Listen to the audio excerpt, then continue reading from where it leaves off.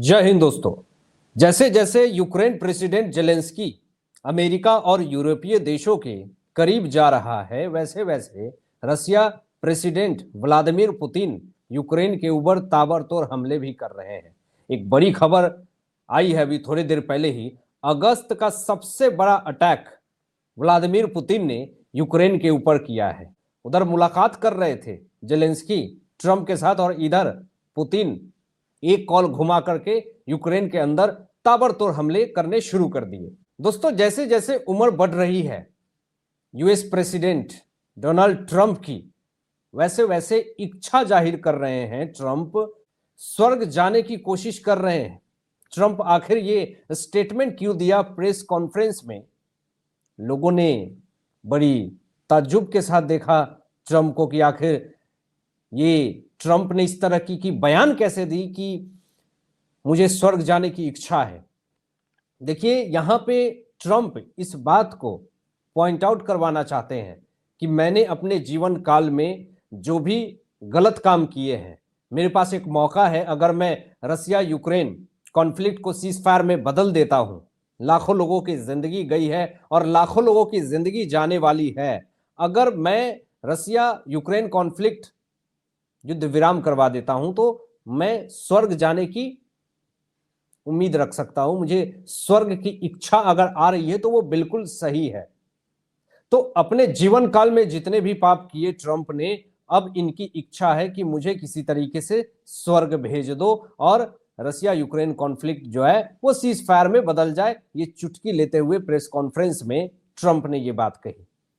लेकिन नरक का द्वार खुद खोल रखा है ट्रंप ने, और पर्दे के पीछे लालच की जो प्रक्रिया इनकी शुरू है। जब स्वर्ग जाने की इच्छा है तो फिर यूक्रेन को फाइनेंशियली सपोर्ट क्यों कर रहे हैं?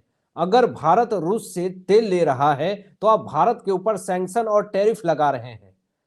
आप अपनी तानाशाही और गुंडागर्दी दिखा रहे हैं।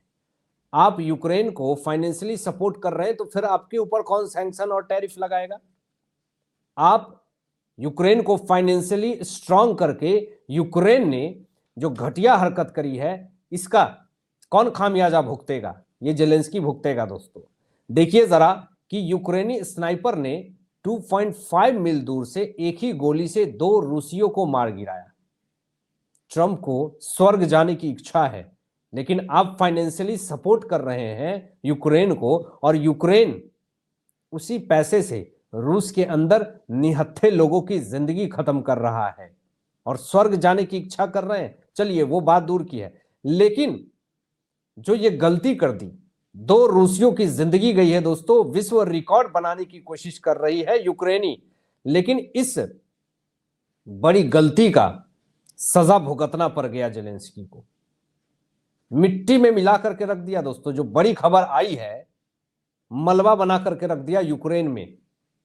अब पुतिन के गुस्से के सामने जेलेंस्की का कुछ नहीं चलेगा। अब जरा देखिए कि ट्रंप जेलेंस्की बैठक के बाद रूस ने यूक्रेन पर अगस्त का सबसे बड़ा हमला किया, और खबर आती है कि यूक्रेन की वायुसेना ने खुद ये बड़ी स्टेटमेंट दी है कि रूस के एक बड़े हमले की सूचना खुद यूक्रेन की वायुसेना ने दिया है, और कई सप्ताहों में यह सबसे बड़ा रात्रिकालीन हमला है। दोस्तों, और जेलेंस्की ने वाशिंगटन में ट्रंप और यूरोपीय नेताओं से मुलाकात की, और इधर दे दनादन ताबड़तोड़ हमले हो गए। बहुत सारे लोगों ने सोशल मीडिया पे सवाल पूछा कि अगर ये अगस्त का सबसे बड़ा अटैक है तो फिर कितने ड्रोन और कितने मिसाइल दागे गए?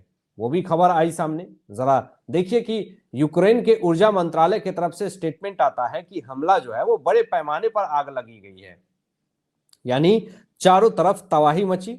दोस्तों, इधर जेलेंस्की वाशिंगटन में अमेरिका प्रेसिडेंट ट्रंप से मुलाकात कर रहे थे, और उधर 220 ड्रोन और 10 मिसाइलें पुतिन ने यूक्रेन के अंदर गिरा दिया। ये अगस्त का सबसे बड़ी तबाही जेलेंस्की के लिए, यूक्रेन के लिए था, और सिर्फ काफी है पुतिन का एक कॉल और जेलेंस्की का चैप्टर क्लोज होने से कोई नहीं रोक सकता है। और ये सब क्यों हो रहा पता है? अलास्का में ट्रंप और पुतिन की जो मुलाकात होती है, पर्दे के पीछे बहुत सारी स्टोरी लिखी गई, और ये सिर्फ और सिर्फ ट्रंप करवा रहा। पर्दे के पीछे का मास्टर प्लान ट्रंप का आप नहीं समझ सकते हैं, क्योंकि ट्रंप जो दिखता है, जो सामने दिखाता है, एक्चुअली में वैसा है ही नहीं।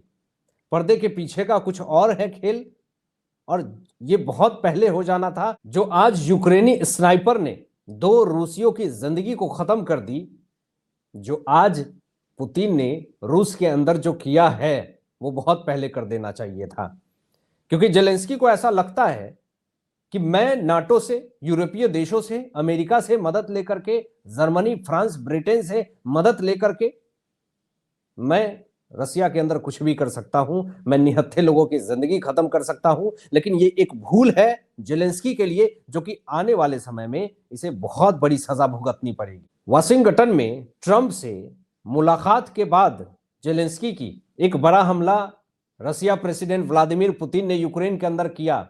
लेकिन ट्रंप से जेलेंस्की की मुलाकात से पहले भी पुतिन ने एक बड़ा अटैक किया। जरा देखिए आप, पूर्वी यूक्रेन घातक रूसी हमले ने तबाही मचा करके रख दी पूरे यूक्रेन के अंदर। दोस्तों, ये बहुत बड़ा अटैक माना जा रहा, और इस अटैक के बाद से जेलेंस्की अब जर्मनी, ब्रिटेन और फ्रांस, और साथ साथ नाटो और अमेरिका, इन तमाम देशों से मदद की गुहार लगा रहा और प्रेशराइज कर रहा है भारत के ऊपर भी कि आप फाइनेंशियली सपोर्ट मत कीजिए रूस को। फर्क नहीं पड़ता, अगर भारत रूस से अगर तेल व्यापार नहीं भी करता है, तो इतने फाइनेंशियली स्ट्रांग है रूस की एक तिनका है रसिया के सामने यूक्रेन, तो कुछ नहीं बिगाड़ सकता यूक्रेन रसिया का। बहुत बड़ा काम कर दिया है जेलेंस्की के लिए ट्रंप ने, अपनी छुट्टी रद्द कर दी। दोस्तों, जरा देखिए आप कि ट्रंप ने रूस यूक्रेन कॉन्फ्लिक्ट को सीज फायर में बदलने के लिए अपनी छुट्टी अगस्त की रद्द कर दी। इतने में ही ट्रंप से काफी ज्यादा खुश है जेलेंस्की कि चलो, मुझे इतना इंपॉर्टेंस दिया, मेरी अहमियत को इतना समझा कि मेरे लिए अपनी छुट्टी को रद्द कर दिया ट्रंप ने। गए वहां, मुलाकात करी वाशिंगटन में ट्रंप से जेलेंस्की ने, लेकिन किसी भी एक मुद्दे पे सहमति नहीं जताई ट्रंप ने जेलेंस्की की, क्योंकि इसके जो जो मुद्दे हैं और इसकी जो जो शर्तें हैं, पुतिन मानने वाले नहीं है। और पुतिन की जो शर्तें हैं, डोनेट्स्क से लेकर के क्रीमिया, लुहांस्क, ज़पोरिजिया, ये तमाम जगहों को रूस का हिस्सा बनाने की, रूस की मान्यता देने की बात, और इनकी ये शर्तें हैं पुतिन की, इसके सामने जेलेंस्की मानने को तैयार नहीं है। ये चाहता है कि बिना शर्त के सीज फायर हो जाए, लेकिन पुतिन भी ऐसे ऐसे शर्त रख रहे हैं जिस कारण से जेलेंस्की का एक नहीं चलेगा।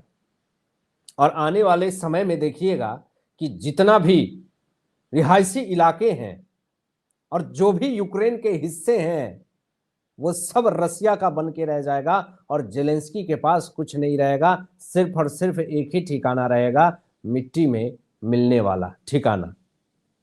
क्योंकि इसने जो जो कांड किए हैं यूक्रेन के अंदर, अब इससे काफी ज्यादा आक्रोशित है जनता यूक्रेन की। और एक तरफ नॉर्थ कोरिया का सुप्रीम लीडर किम जोंग भी पूरी तरीके से इंटर कर चुके हैं, सैन्य शक्ति प्रदान कर रखी है रूस को, जिस कारण से जेलेंस्की का एक भी नहीं चल रहा। फाइनेंशियली ये वीक और तेजी से होता ही जा रहा है। ये 2026 बताया जा रहा है कि जेलेंस्की के लिए, यूक्रेन के लिए एक और बड़ी तबाही उत्पन्न होगी, क्योंकि ये डिफेंस सिस्टम में भी पूरी तरीके से वीक हो जाएगा, और उसके बाद फाइनेंशियली इतना वीक हो जाएगा, इतना वीक हो जाएगा कि भूखमरी की स्थिति आ जाएगी यूक्रेन के अंदर। क्योंकि 3 साल से अगर लगातार चोट पे चोट अगर रूस दे रहा है यूक्रेन के अंदर, तो फाइनेंशियली मार तो लगेगी ही, साथ साथ एक भूखमरी की भी हालात और स्थिति पैदा हो जाएगी, जिस कारण से ये यूक्रेन की जनता का तनिक भी ख्याल नहीं रख पाएगा। यूक्रेन को तबाह होने का सबसे बड़ा कारण क्या है? वो है जेलेंस्की का जिद। हालांकि आपकी क्या सोच है इन तमाम विषयों पे अपनी विचार व्यक्त कीजिएगा, और मिलते हैं एक लेटेस्ट ब्रेकिंग एनालिसिस के बाद। तब तक अपना ध्यान रखें, ख्याल रखें। सत्यमेव जयते। जय हिंद।